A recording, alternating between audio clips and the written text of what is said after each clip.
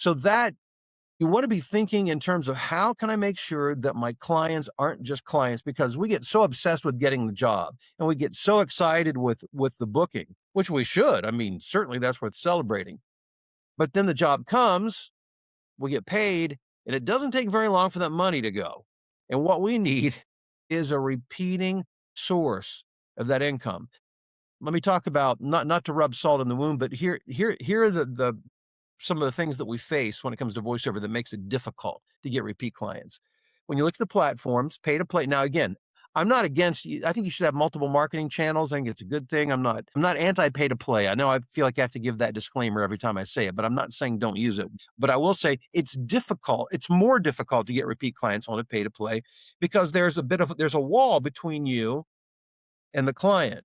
Terms of service don't allow you direct communication off platform with the client. Some platforms don't allow any communication at all with the client outside of a recording session, which makes, and it's very, the pay to play culture is very transactional, meaning I'm a client, I need a voiceover talent. Why should I hire Bill DeWeese? Well, I can put out an audition to 200 people for every job I do, which makes it, again, not impossible, but very difficult to create repeat clients. Agencies. An agent's job is not to get you work. Their agent's job is to get work for the agency. And they've got a roster of maybe a couple hundred people, say 100 women, 100 men. And then they market that in hopes that somebody in their stable of talent gets work. So they're not managers. And that's not a criticism. That's just the nature of the beast. They're not managers, they're agents. And so whether you get the job or whether I get the job doesn't matter to them as long as one of us do.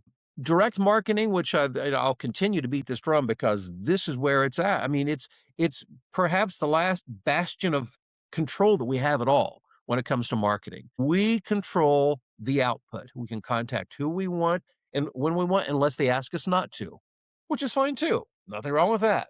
But we have the power to reach out and to make those connections.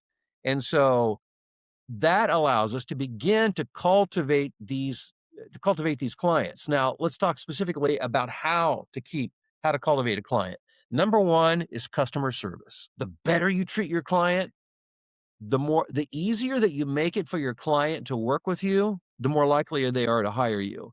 The one thing I've learned over the past 20 years, maybe closer to 21 years now of doing this full time, is that clients, I used to think they hired me on my talent.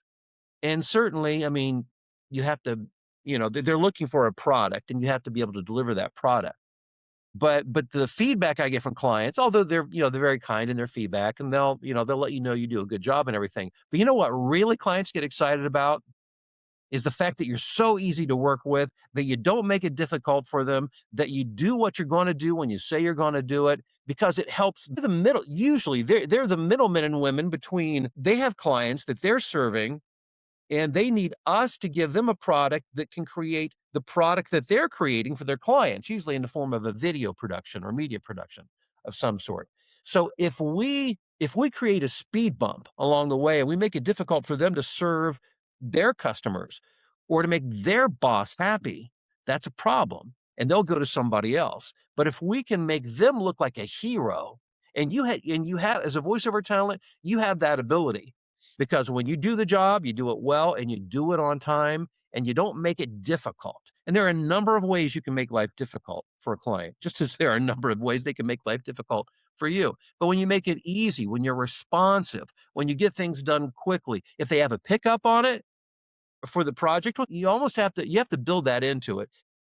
At least half of every project I do has pickups, changes, edits, those kind of things. I try not to make it mistakes on my end, although those slip through on occasion too. But when those pop up, do those as quickly as you can so that they can get back to the task of serving their client. And when you do that, you become their hero. They'll come back to you again and again. And that's what my clients typically tell me. They say, "Man, you make my life so much easier." It's not, "Bill, you sound so great. You have such a great voice." It's, "You make my life easy." And when you can make a client's life easy, that's a huge deal.